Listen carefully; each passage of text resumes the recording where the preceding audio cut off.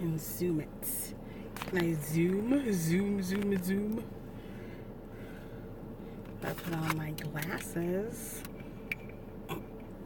About that. Alright, so ready to pick up my son again. It's what is it? It's early release day, so I'm picking him up early from school. So after yesterday's banter, you know, about this what's it called? Mandela effect. You know, I thought I could make this a regular thing and just banter on about, you know, things that are baffling to me. I'm trying to fix this. All right, so what did I want to talk about today?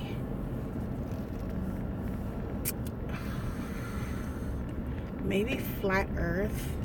What is that?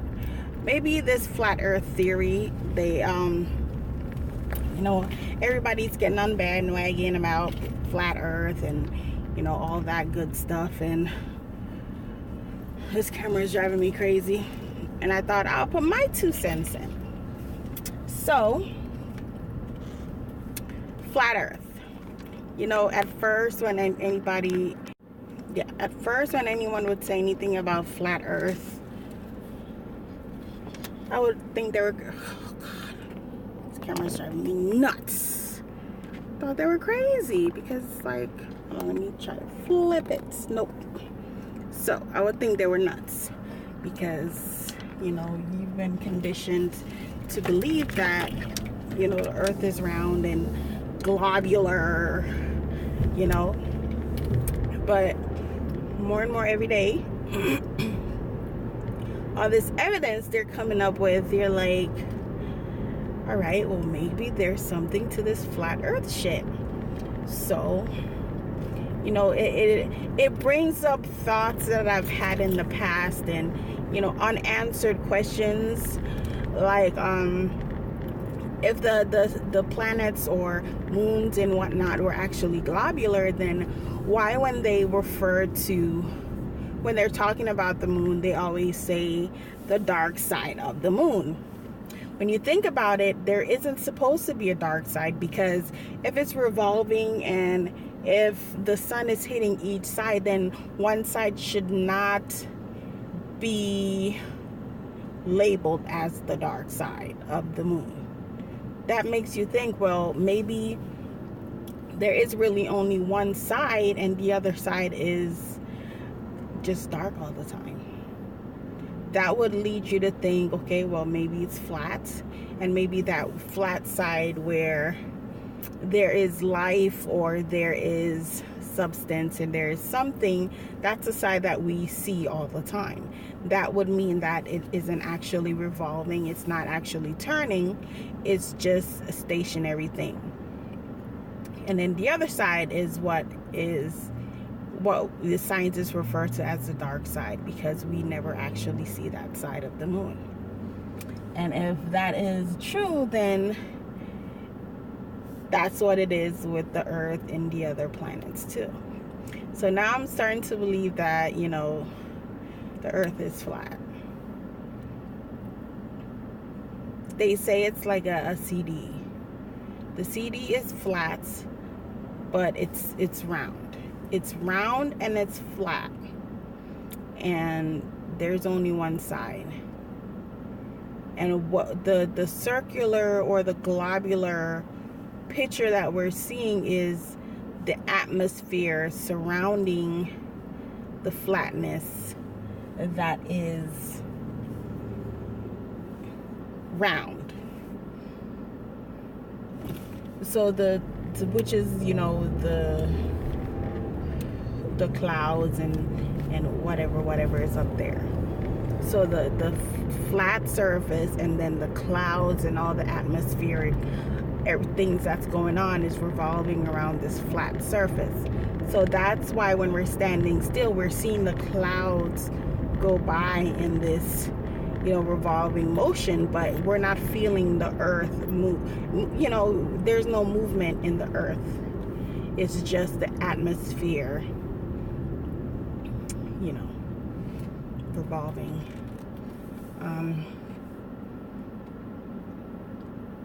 So that's something to think about, you know. I had another thought that I was gonna mention, but I forgot. But yeah, I'm starting to really believe more and more into this flat earth theory, or, you know, fact. But my main question is, well, if the world is flat and you know this, then why tell us all our lives and teach us that it's a globe and it's circular and it's, you know, all this good stuff, or not good stuff, but all this brainwashing shit, you know? That's my main question. It's not, my main question isn't whether it's round or flat. It's why tell us it's one thing when you know it's not, or when you know that it's something else. What's the bigger picture? What are you know, preventing us from finding out and preventing us from learning about, you know, our home? Because it is our home. Every single being, every single creature, every single animal, you know, life, the trees, everything. This is our home. And we deserve to, you know the truth. You know, you can't just tell us that this is what it is and us believe it. That's ridiculous. But yeah. So I've been thinking a lot about that over the past few weeks. Not that long. I you know, when anybody came out and said anything about it, I always thought they were crazy, you know. But now I see it for what it is. And it's for each individual to figure out, you know, we are humans. We are meant to think. That's what our brain is for. We're meant to think about these things and to hypothesize and find the solution to the problem. But they don't want us finding the solution, because then we'll become too aware for them to try to control us. And it's all a control issue. And I don't think that's right. I was watching a video on YouTube. A friend of mine sent it to me, and it was basically about the same thing, the flat earth. And this guy, he was African. I can hear his accent. And he had another video on there where this lady called him, and he entitled it "Possessed Lady," you know, left me a voicemail. And you could really hear that there were legions going on within her. So my comment on that is, you know, I don't know how much people believe in demon possessions and supernatural things, but I am definitely a true believer. I am a 21st century psychic. I was born with natural abilities to see beyond the veil and to see into people's futures and their past, and you know, get messages from things that are behind the veil. So I do believe in things, and my belief system only comes from things that I have witnessed myself. So I don't necessarily, if someone tells me a story about something, I'm not going to, you know, just jump up and believe it just because, but I'll believe it because I've witnessed similar things. I have seen things that'll make regular people shit themselves, you know. I'm harnessing my abilities, and, you know, regularly do regular readings for people. I do tarot card readings on this app called Purple Planets, and it's helping me to harness it and helping me not to have so many spikes of supernatural happenings going on around me. So when I watched that video, you know, I really understood, and I really can relate, because I've seen beings that are not friendly and or positive, and, you know, only mean to do us harm and, you know, to lead us astray. And you know, it's simple. These things, you know, I'm gonna give you an example. Like a few months ago, I'm sure this isn't the first time I've seen, you know, a demon or whatever you want to call it, but a few months ago I was laying down and I looked, you know, at the foot of my bed, and all I seen was a bald head with pointy ears and a not ribbed, but a spiny back and a tail. And this thing was walking on all fours, and it was a pinkish flesh colored thing. I saw the top of his head, his back, his tail, and his, you know, hindquarters, and I could tell he was walking on all fours. And I saw that, and I literally like shit myself. I couldn't sleep for the whole night, because it's the first time I've seen something like that. I've seen, you know, other things, but to see one like right there plain and not trying to hide itself, it was really scary, you know. And that's the thing with being so awake and in tune with yourself, that you become sort of a beacon to things, otherworldly things, and they seek you out to just try to destroy you and to scare you away from that sort of thing, you know. And I'm a strong person. I don't scare. I mean, I do scare easily, but I don't get threatened, or I don't let anything stop me from doing what I'm doing or threaten me away from doing what I'm doing. So, you know, that's not the first time I got contacted by demons or whatever.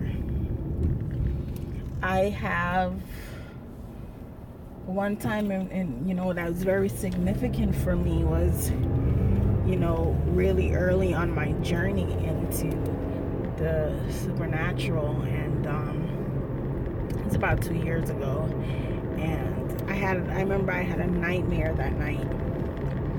I had a nightmare that there was a flood. I was able to rescue one son, and my other son, I couldn't find him, and they wouldn't allow me to look for him, so I had to wait a whole other day in order for me to find my baby. So the next day I was able to go back into this building, the one that had flooded, and I remember in the dream just praying, just please let me find him and let him be okay. And I did end up finding him, and he was like curled up underneath a bed to where the water couldn't touch him, so that he wouldn't drown. So as you can, you know, imagine that, you know, it being a nightmare, it was, you know, had a very happy ending for being a nightmare. So after that happened in the dream, I remember, because I'm very aware when I'm asleep, and I go through this period of what do they call it, sleeping alert, I don't know, but I was alert, I was awake, I was in between wakefulness and sleepfulness, so I could still dream, but now I had control over what I was dreaming. So I was just laying there and just waiting, and all of a sudden I heard this whisper, this voice come to me and was like, you're a terrible mother, and you spend more time on, social media than you need to, which was so weird because at that time I really didn't. So, in this place that I was, this sleepfulness and wakefulness, after hearing that, I was like, oh my God, maybe I am a terrible mother. I can't believe. And then within that split second, I was able to recognize who that voice was and what it was trying to do. That was the second or third time that same summer that the devil tried to contact me and tried to dissuade me from something. That was the second time he contacted me. So when I heard it, the voice, and I was able to snap out of that, that trance, I was like, oh hell no. I know I'm an amazing mother, and I'm not gonna let you or anyone say different. And as soon as I said that, I woke up, and I was just so shocked that, why he would come to me, and what was he trying to stop me from accomplishing, So I'm still unaware of that. I mentioned that being the second time that he contacted me that summer.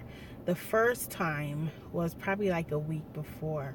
I remember I was talking to this guy I had met online, and something didn't just sit right. Just didn't sit right with me. So one night I went to sleep, and I dreamt that my brother came into my bedroom to use my bathroom, and my shower curtain had fallen down. This is in the dream. My shower curtain had fallen down, and it was like there's a body in the tub, and the shower curtain was covering that body. So my brother opened the door, and he looked at me, and he's like, there's something in your tub, right? And that moment I looked at him, I was like, yes, it's the devil. And he was like, okay, as long as you know. And the same moment that I said, yes, it's the devil, this guy's face flashed. His picture flashed in front of my face. So I don't know if he was inhabited, or, he was legioned, or he was, someone meant to completely destroy my freaking life. But that dream right there was scary. And after that, I like stopped talking to him because it was just so weird. Yeah, so that was that summer. It was and that was the beginning, not necessarily the beginning into my psychic, practice or whatever, because I've had things happen to me like way before that. But this was when I was really trying to learn the truth and trying to find out the truth to everything. So I guess that was what he was trying to hinder me from doing, is, actually learning the truth about some things. Because my mind is very, I don't know how to explain it. Just some things you just know.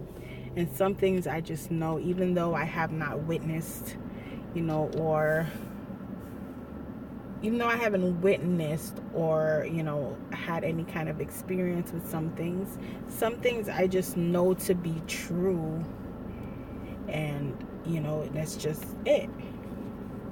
So, I don't know. But yeah, back to my thoughts. This guy, and the fact that this woman was inhabited by legions being, demons, and it's never just one. You know, and he explained in his video that, you know, it's not necessarily the most meanest person you come across. It could be the little old woman that walks by you and smiles at you and gives you a candy that could be inhabited. You just never know. It takes certain people, special people, to be able to recognize these things and, you know, really call them out on what they are. So I'm happy that I'm that way. I love being this way. I just sometimes wish it was a little bit easier. You know, I wish I could get rid of a lot of my fear when it comes to dealing with supernatural, because I get scared a lot. And, you know, even though I get scared, I don't get dissuaded into doing what I want to do. So I still get scared, because knowing that there's something there that can't be seen, or that can wreak havoc without really showing themselves, is what's scary. Okay, so now I remember what I wanted to talk about. Chemtrails is what I wanted to talk about. You know, growing up, you see these lines in the sky, and I remember my mom used to always tell me, oh, a jet just flew by. That's what made the sign. So you never really think about it could be anything other than jet fuel or jet whatever, smoke. So you know, about a year is when I learned about chemtrails. And you know, you look up in the sky, oh yeah, a jet just flew by, you see the smoke, but then 3-4 hours later it is still there. So you're like, you know, what the heck? Why is it still there? Why isn't it, disappearing into the clouds? And you'll notice they do these, there's a bunch of them out here already. You notice this is commonly in minority neighborhoods. You will never go to freaking Beverly Hills and see chemtrails. And what they're doing with these chemtrails is, it's not like there's not enough things for them to, not enough ways for them to kill us and kill off our races or whatever. Now they're putting chemicals, we're breathing in chemicals every day that is meant to destroy us. One guy mentioned one time that you'll see these chemtrails and then all of a sudden some crazy story on the news, like the guy that was, I guess he smoked bath salts, or that's what they said, and started eating some guy. You have to understand, people don't just go crazy. There has to be something that is messing with your brain chemistry that causes you to go crazy. So, and like our everyday things, the air, from the air we breathe, to the food we eat, to even to the water we drink, to the programs we watch on TV. Everything is meant to destroy our thinking process and our natural, brain processes. So it's inescapable. And that just reminded me of the movie The Lorax, which is one of my favorite movies. Literally cried during that movie. And basically The Lorax is about this one kid, have dreams of becoming rich and whatever with his Thneed. And because they were, they began getting very popular, so he's chopping down more and more trees to make these Thneeds.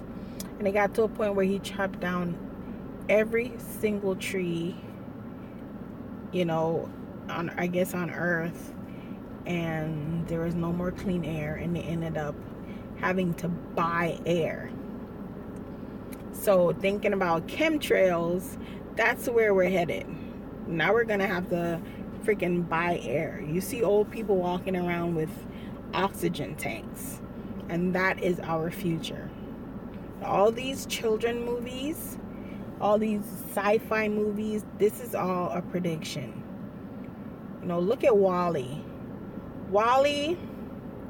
In WALL-E, you know, it was this whole civilization had become, you know, fat and lazy. They're all sitting on, you know, motorized scooters. They have the TV sitting in front of them. They don't have to lift a finger. And that is where we're at. We have our phones, we have our TVs, we have our beds, we have our scooters. Now we have these hoverboards. You don't even have to walk down the street anymore. You know, I'll be surprised if 3 generations from now we're not all sitting in a chair, you know, being fed, you know, just like in WALL-E. That is where we're headed. And also Lorax, that is where we're headed. We're all going to have to carry around oxygen tanks. All our trees are going to get cut down, the grass, everything is being destroyed. And people don't care enough to do something about it. You don't understand that we are the majority. There is just one group of people who is controlling everything, and we outnumber them millions, maybe billions to one. But we see ourselves as minorities, and that's a part of brainwashing. They use words that minimize our size, calling us the minority when we are actually the majority. But we think minority and call ourselves minority.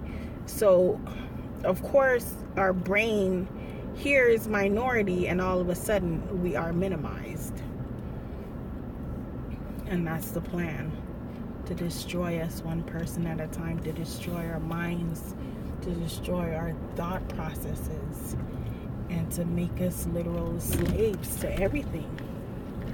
You know? We sit here, we buy, not we, because I don't buy Jordans. You stand outside in a line for days and you'll kill a person.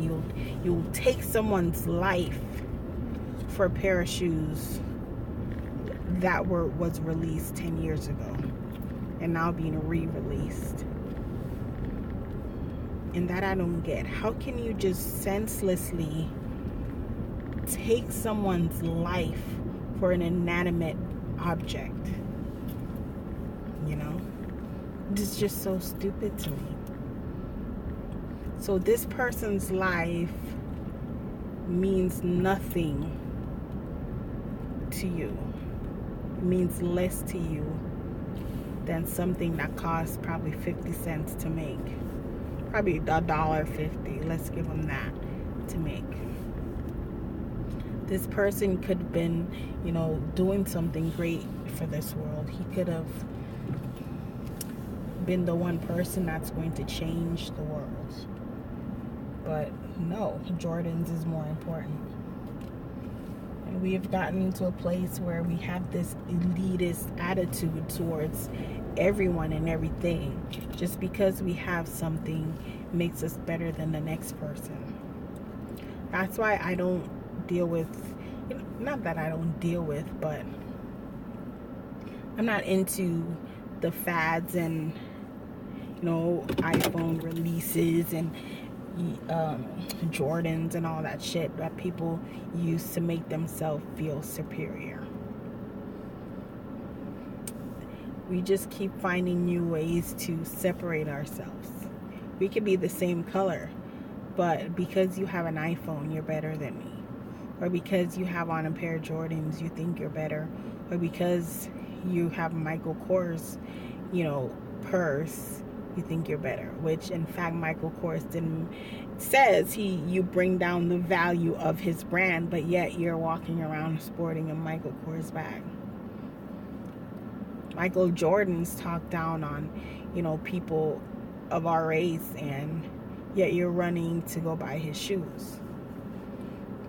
And speaking of people like that, this Bill Cosby thing, which I know it's like everyone has talked about it, it's like played out.